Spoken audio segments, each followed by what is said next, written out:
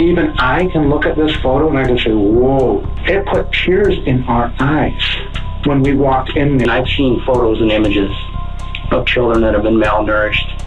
And I'm telling you right now, this is the worst thing I've ever seen. Oh no, really? Yes. Oh. If you think you have any idea what the brief conversation you just heard is, then you are quite wrong. In what can be described as one of the most painful experiences that a child should never experience, you are about to watch a truly sad story. An English man by the name of Seth Welch had just called 911 over his non-responsive child. In his call, he tells the operator that he had spoken with his lawyer before calling 911.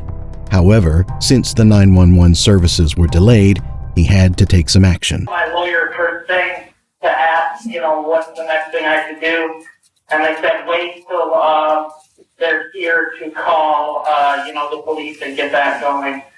Basically, it got to the point where I was waiting so long, I just kind of went ahead and did it anyway. We will send someone out and we're going to investigate. Afterward, he and his wife Tatiana Fusari walk into the police station and are taken to 2 different interrogation rooms. Of course, they're not here as suspects, but on some fact-finding call. For anyone who has ever been in an interrogation room, not much comfort is provided. This is an intentional setup to give the interrogator some form of leverage as he questions his suspects or witnesses. In any case, Seth sits and waits for the interrogating officer here, but it is clear that something seems to set him on edge. If this is because of the interrogation room or some other reason, this will be revealed shortly. The detectives begin their questions with Tatiana by going over some general questions. They ask her about her kids, and when they notice how hard the conversation is going to be for her, they quickly backtrack to speak about her 2 living kids. How many children do you have? 5. 3? 3. Okay, yep. All right.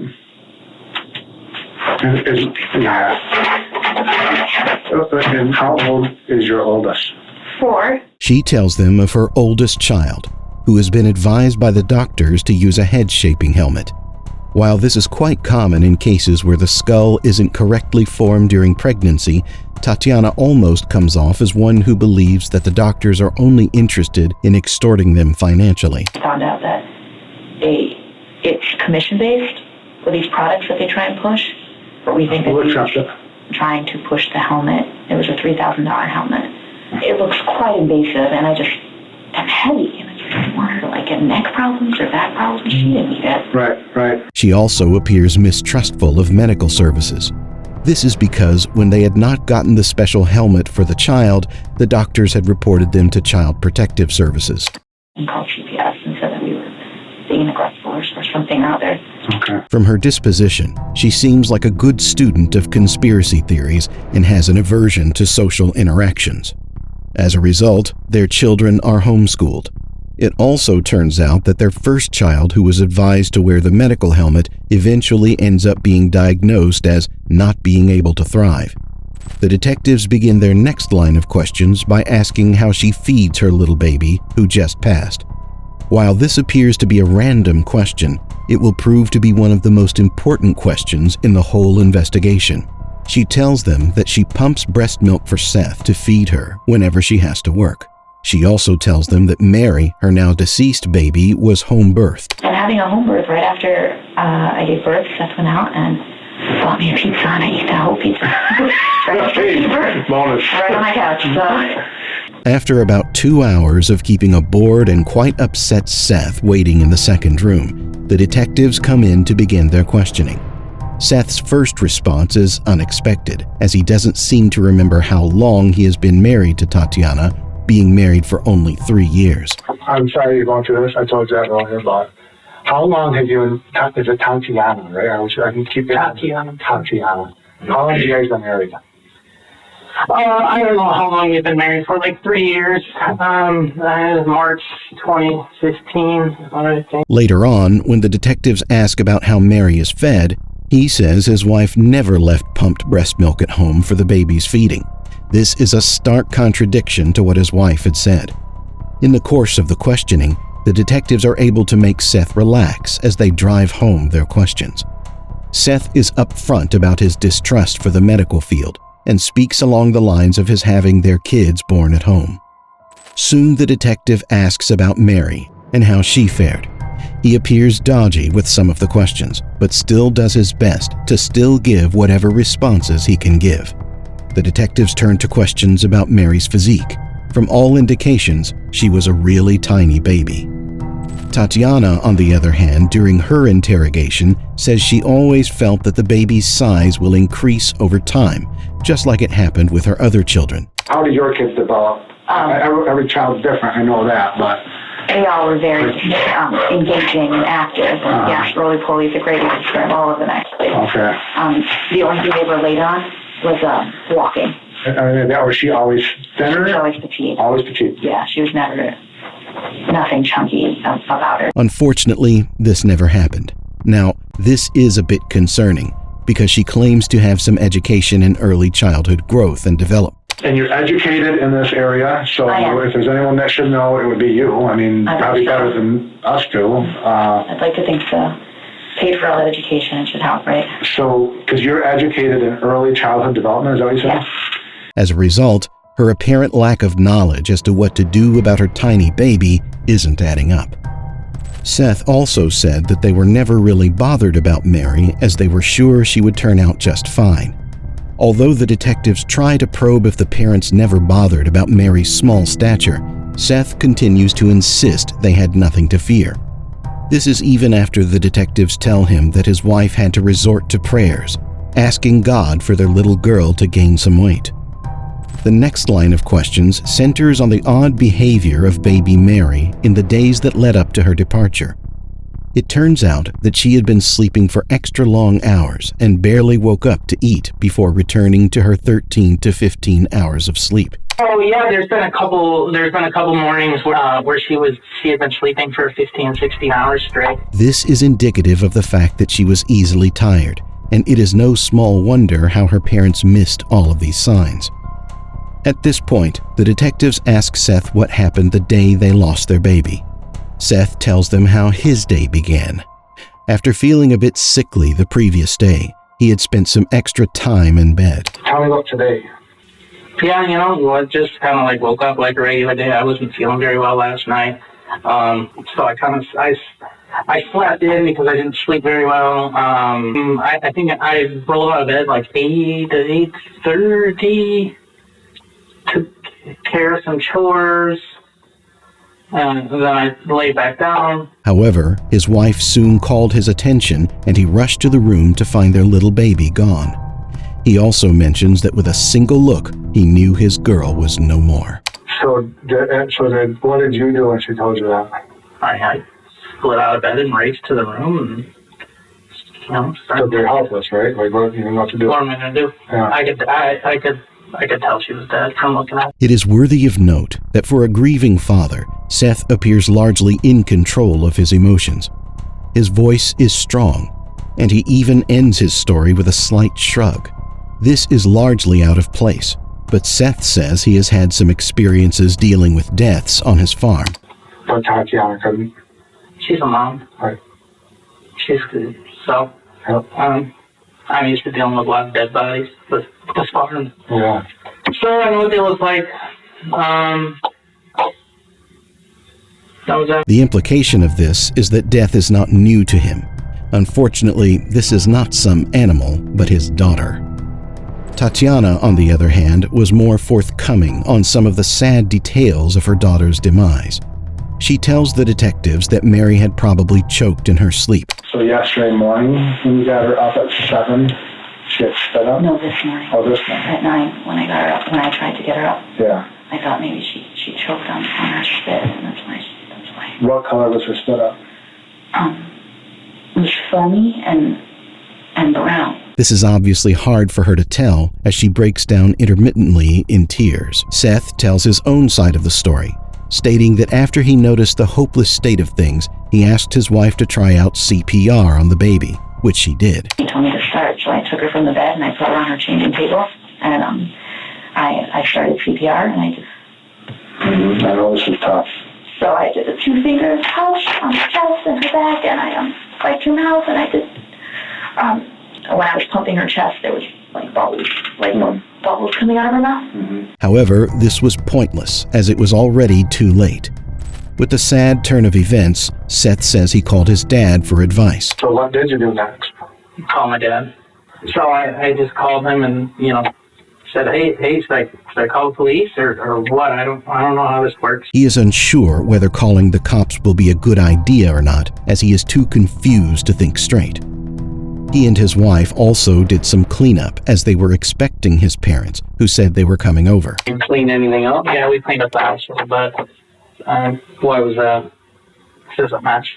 I knew we were going to have my parents over. This doesn't appear true to the detectives, who find some loopholes in his narration. It turns out that in such a distressful situation, cleaning is usually the last thing that any parent thinks about.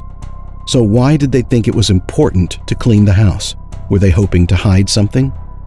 The police eventually found that although they mentioned cleaning, the house was still pretty much untidy after they arrived. Is it possible that they were trying to cover up the neglect of Mary and her siblings? At the end of the accounts of both Seth and his wife, the detectives reveal that they do not buy the stories of the parents.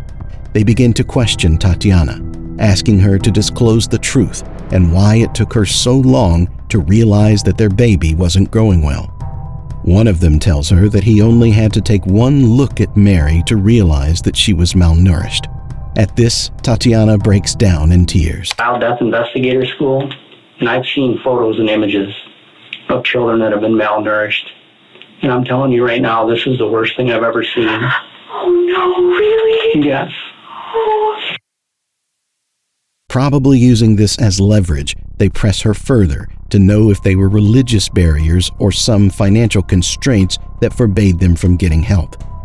Tatiana maintains that Seth was never in support of medical help, and although they discussed Mary's case and emaciated look, it just wasn't something that he felt required medical help. Also, one of her most dreadful reasons for not seeing a doctor was the fear of having them call Child Protection Services, just like they did with her older daughter some time back. From all that they can see, the detectives suspect that the grieving mother is probably hiding something from them. Could it be some form of harassment or abuse from her husband? When the detective asks Seth if he could reverse the hand of time to preserve Mary's life, would he do it? He stylishly dodges the question. It's not very clear if he's in too much of a shock and denial to grieve, or if he is just some cold-blooded sociopath. The detectives again try to make him see reasons why ignoring medical help was a bad idea, but Seth is pretty set in his ways and insists that medical malpractice is the leading cause of mortalities, and so it wasn't something that he was ready to subject his daughter to. Seth likely suffers from antisocial personality disorder, and this affects his way of relating and bonding with people. Unfortunately, this affected the way he interacted with Mary and his other children. He is cold, detached, and almost incapable of showing any form of true affection for people. After some more questioning, the detectives wrap up the interrogation and inform him that he and his wife will soon be back home. Later on, they are put in the same holding room. Their conversations appear quite genuine as a loving couple who are too glad to be together after such a tough time with the cops. Happy that I'm with you now. Me too. They speak about everything other than their baby that is no more, and Seth insists that the cops are only trying to fill cells as their jobs require. Their job is to fill cells. It's their job. So they can fill 2 cells right now. And that's... Tatiana also appears less sorrowful than she was when speaking with the detectives. The couple return home, but the next day they return to the police station. This time, however, they are under arrest. Seth is taken in to see a different set of officers who continue to try to pry the truth from him, all the while he remains defiant. He believes he fed his baby well, and even though her diminutive size should have gotten his attention, it simply didn't. As the detective concludes, they inform him that Mary was left without any food or drink for up to a week, considering how emaciated she had become. The doctor, the video on house scene, yes, says she's been like this for a while. He said she hadn't eaten or drank, and that's the cause of her death. This means that Seth is under arrest for felony murder. Of course, he tries to chalk this off to the police's shared desire to incriminate him, but the overwhelming evidence of neglect and even the discovered soiled beddings where Mary was left for long hours suggest otherwise. In the days that follow, the parents appear in court and are shocked to be found guilty of child abuse and felony murder. They're alleging that you murdered one Mary Welch. That is a charge called homicide felony murder. It is life without parole. It requires a DNA sample to be taken upon arrest, which is often like a cotton swab or inside of your cheek. The second offense that you're both charged with is called child abuse in the first degree, where they're alleging you knowingly or intentionally caused serious physical harm to a child.